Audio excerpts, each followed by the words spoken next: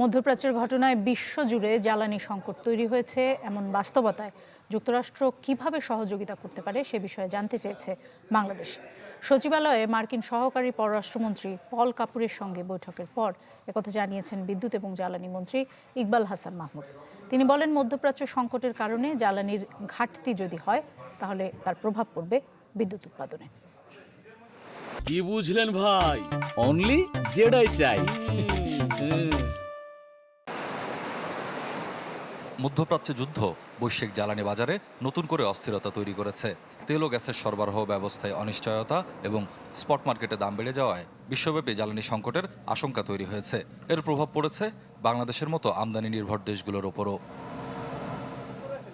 সকালে বিদ্যুৎ, জ্বালানি ও খনিজ সম্পদ মন্ত্রী ইকবাল হাসান মাহমুদ টুকুর সাথে সচিবালয়ে সাক্ষাৎ করেন মার্কিন সহকারী পররাষ্ট্রমন্ত্রী পল কাপুর। প্রায় আধ ঘন্টার আলোচনায় চলে আসে জ্বালানি সহযোগিতা প্রসঙ্গ।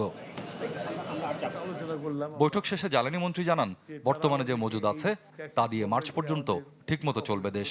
যুক্তরাষ্ট্রের কাছে চাওয়া হয়েছে দীর্ঘমেয়াদী সহযোগিতা।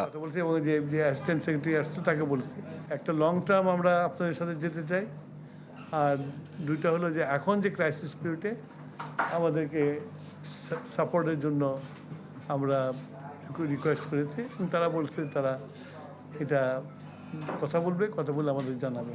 আমরা যদি স্বাস্থ্য হয়েছে মার্চটা আমরা তাহলে ঠিক মতো চালাতে পারবো আর কি। মার্চের পরে আমাদের যেসব কমিটমেন্টগুলো আছে ওগুলো যদি ঠিক হয়ে যায়, চলে আসে, তাহলে থাকবে না। অসহনীয় বিদ্যুৎ সংকট হবে না বলে আশ্বস্ত করে মন্ত্রী বলেন, সরকার সর্বোচ্চ চেষ্টা করছে যাতে কোনো বড় ধরনের বিপর্যয় না ঘটে। বিদ্যুৎ ব্যবহারে সবাইকে সাশ্রয়ী হওয়ার আহ্বান জানান জ্বালানি মন্ত্রী। এগুলোর ব্যাপারে যে আমরা সবাই যদি সচেতন হই, তাহলে এই যে ক্রাইসিস মোমেন্টে আমরা উত্তরণ করতে পারবো, ভালোভাবে উত্তরণ করতে পারবো। ইনশিওর করতেছি যে ইফতারি থেকে তারাবি পর্যন্ত কোনো লোডশেডিং হবে না, আবার সেহরির সময় কোনো লোডশেডিং হবে না। এরকম আমরা প্ল্যান তৈরি করছি। জ্বালানি পরিস্থিতি নিয়ে প্রধানমন্ত্রী তারেক রহমান প্রতিদিন খোঁজ নিচ্ছেন বলেও জানান ইকবাল হাসান মাহমুদ টুকু। আজকে কোথায় দাঁড়ালাম, গতকালকে কোথায় ছিলাম, ওনাকে ব্রিফ ডেকে ওনাকে অ্যাপ্রাইজ রাখি আমরা। স্বপ্নিল শাহরিয়ার শিশির, চ্যানেল 24, ঢাকা।